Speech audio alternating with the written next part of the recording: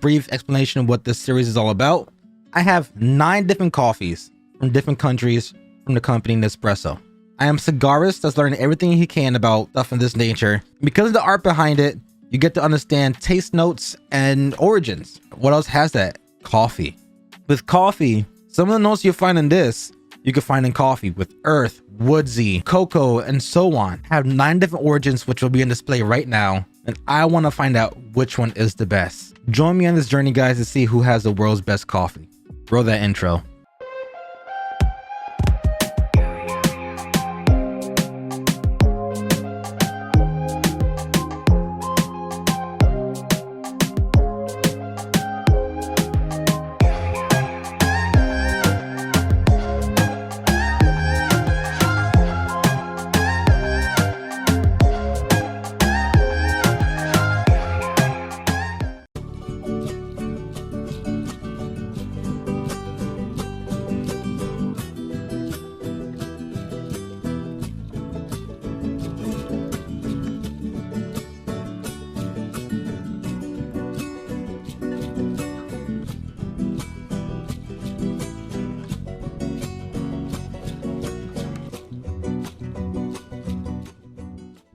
Last but not least, we've got Peru.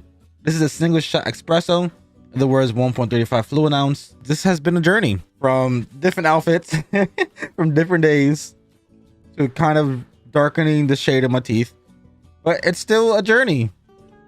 Obviously, after this video, as you can kind of see, I've been taking a break from drinking this coffee. This has been 9 straight days. So let's just get into it.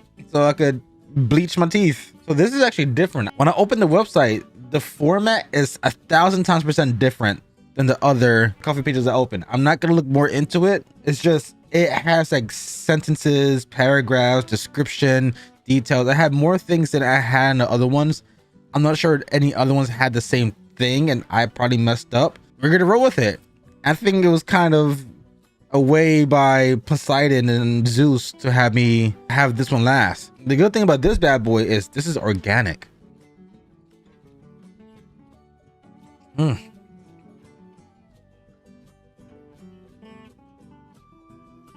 This is a little bit more mellow.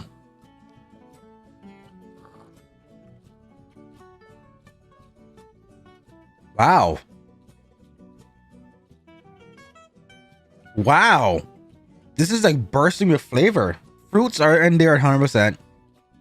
It has more of a bitterness to it. It's 100% more, a little bit more bitter.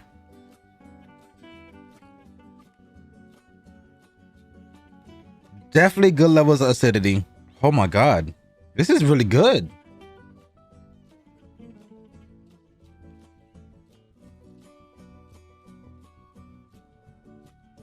Wow.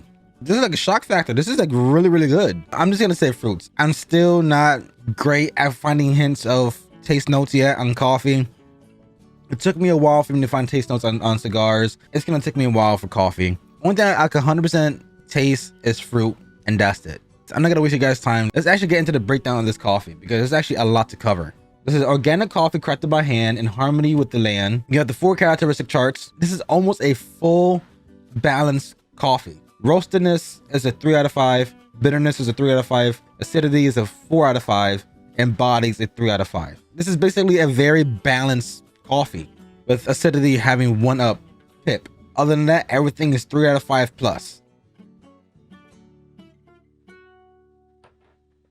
Wow, it's good. This has a big story to it. Typically, I'll talk more about other stuff, but this actually has a full description on it. So let's take our time on it. We traveled across remote Peruvian regions in search of some of the finest organic Arabica beans. High up above 3,000 feet, tucked into the slopes of the Andes, we found them. Blessed with the meticulous care of smallholder farmers, Peru Organic is an elegant, fruity coffee accented by a smooth, toasted cereal note. Organic coffee born out of dedication and deep respect for the environment.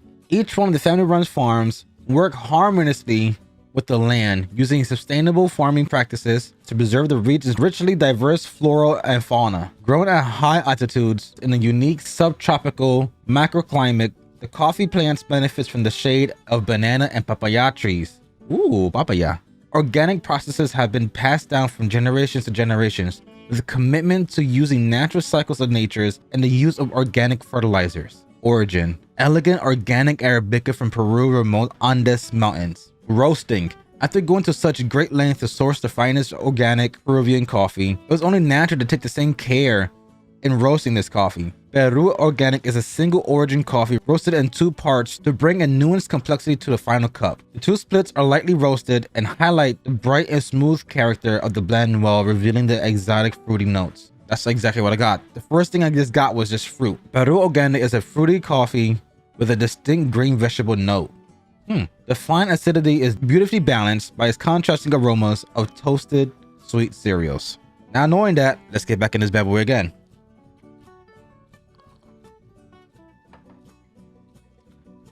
Yeah. Yep. I get the fruit and I get like a honey nut cereal. I get a honey nut cereal mixed with some fruits. And that's typically what people have for breakfast. They'll get honey nut Cheerios, throw a little bit of strawberries in there, a little bit of bananas, and they call it a day. I feel like I'm drinking a very hearty honey nut cereal with fruits in it. That's what I feel like I'm drinking right now.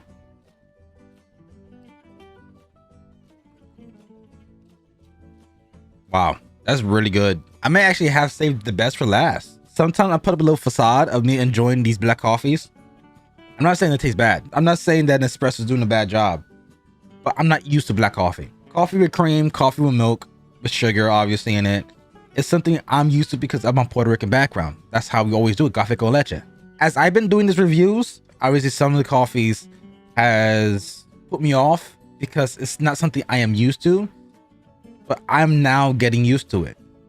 I'm not saying that my reviews were all false and a facade as well. I'm saying the factors of me taking ink black coffee has been actually a very easy transition. Usually people transition from one big style of enjoying something to a completely different style. It takes them a while. That's why I stated in the previous videos that after today, I'll be making a 10th video of basically highlighting all of my reactions and reviews and make an update on the ratings, and as well as list my personal favorite, what I believe the best coffee in the world is. So on that 10th video, I'll be listing number 9 and then leave number 1 last. It's gonna be in a video coming very soon on Senpapi Rick. Not on this channel, but on the Senpapi Rick channel. I started off with the facade of me enjoying the black coffees because it's something I was not used to. But then looking into the history of Nespresso, looking at the description, what they put, seeing how much they help communities from around the world, it rapidly increased me to want to cope and want to transition into more of enjoying coffees in its purest form. I think it's because Nespresso being such an amazing company, it actually assisted me on understanding coffee better, and as well as going from café con leche to actual pure coffee. So shout out to Nespresso for being an amazing company. It definitely changed my insight on how I view coffee now. 100,000%. Typically, behind the scenes note, when the videos are done, for the ones that are like lungos or gran lungos or mugs, after I finish the video, I will do my typical cream / milk with sugar. I'm sorry, guys.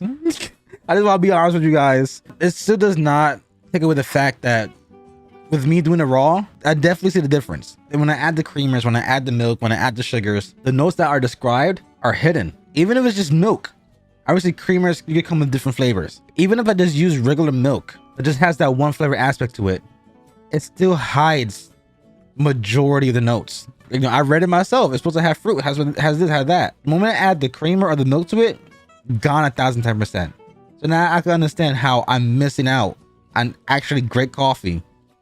We're kind of tainting it with milk or cream. But just to show you guys how good this is,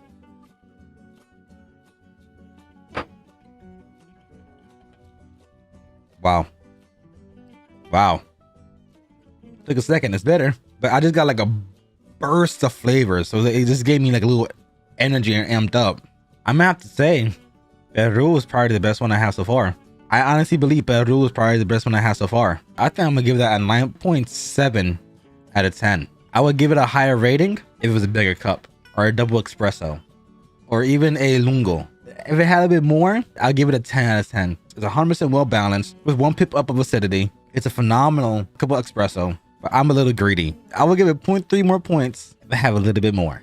I'm gonna be ending up Peru with a 9.7 and claiming that this is the best espresso I have tasted so far. Remember what I just said, espresso. You have lungos, gran lungos, and you also have mugs for the sizes. So let's see in the 10th video, which one is actually the best cup of coffee in the world to me. The espresso, if you watch this point, I've seen a few Vetuos of Master Origins that I can't find anywhere. I've seen a Nicaraguan one. I can't find it anywhere. If you have any, if you want to hit me up on the email, I have an email on my about page. I don't mind paying for a sleeve. I think there's Nicaragua and I think like maybe 2 or 3 others that I've seen for Vetuos. That's the machine I have and I can't find them anywhere. I'll extend the series because right now there's only 9.